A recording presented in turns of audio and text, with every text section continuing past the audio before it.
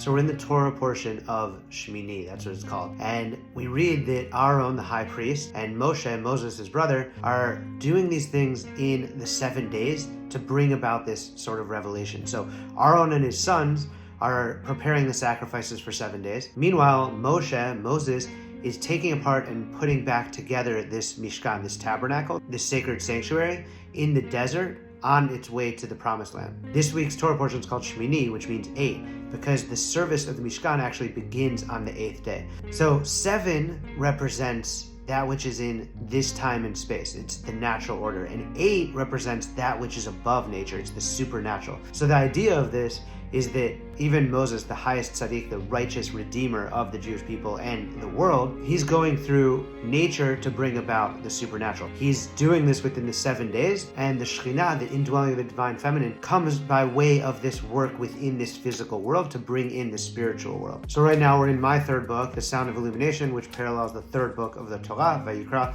the 5 books of Moses. And there's one verse in this Torah portion that jumps out, and it's in English: "You are to sanctify yourself, and you shall become holy." And the root of the Hebrew word v'yitkadishtem is connected to kadosh, v'ayitem kadoshim, and you shall be holy, right? So the Khatam Sofer teaches that the idea of the conjugation of this word and the reflexive form of it, it's implying that even if one feels they haven't attained any degree of sanctity, they should act as if they're already kadosh, already holy. And the idea is to do these mitzvot, to do these good deeds, even if you aren't feeling aligned in your spiritual state. So by making this initial effort, even if you aren't feeling kadosh at the time, so Hashem is assuring, even in that state that you don't feel spiritually connected, that through Vayitim Kedoshim, that you will ultimately achieve true sanctity. And as we learn in Talmud Yoma, the person who tries to sanctify themselves from below, even just a little bit, is helped to be sanctified much more from above. And in Talmud Psachim is the famous line, Mitoch shelo lishma, ba lishma. For the person that is not doing it for its own sake or for even ulterior motives, eventually they will come to do it for the right reasons. So the idea is, in nature, in this 7-day week, in the space of physicality, we can do all of these things to affect spirituality and to bring that